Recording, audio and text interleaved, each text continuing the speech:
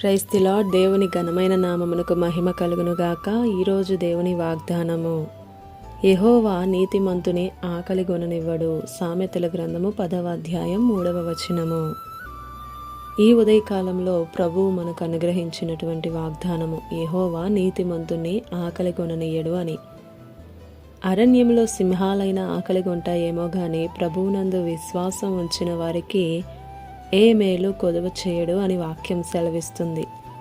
తన యందు భయభక్తులు గలవారిని, తన యందు నమ్మకం విశ్వాసం ఉంచిన వారిని ఆయన ఎన్నడూ విడిచిపెట్టలేదు. మన జీవితాలలో ఎన్నో అవసరాలు అక్కర్లు ఉన్నను వాటన్నిటినీ ఈ రోజుకి తీరుస్తానే ఉన్నాడు. ఏలియాను ప్రభువు కాకోలములచే పోషించినట్లు చూస్తాం. అదే ఏలియాను ఒక విధవరాలి చేత పోషించబడినట్లుగా మనం చూస్తాం.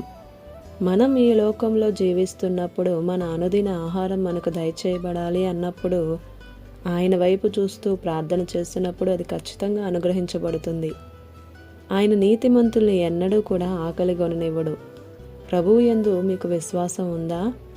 నీ జీవితంలో ప్రభువు నిన్ను పోషిస్తాడు, నీ అక్కర్లను తీరుస్తాడు.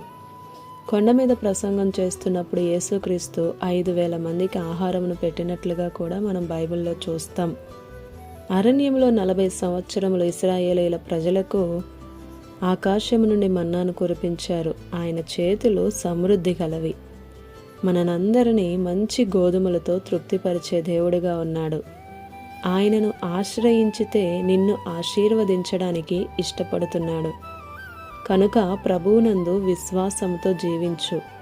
నీ నీతిని నీవు కాపాడుకుంటూ నీతిమంతుడైన యేసుక్రీస్తు ప్రభువుని ఘనపరుస్తూ హెచ్చిస్తూ ఉంటే ఆయన నిన్ను విడిచిపెట్టే దేవుడు కాదు.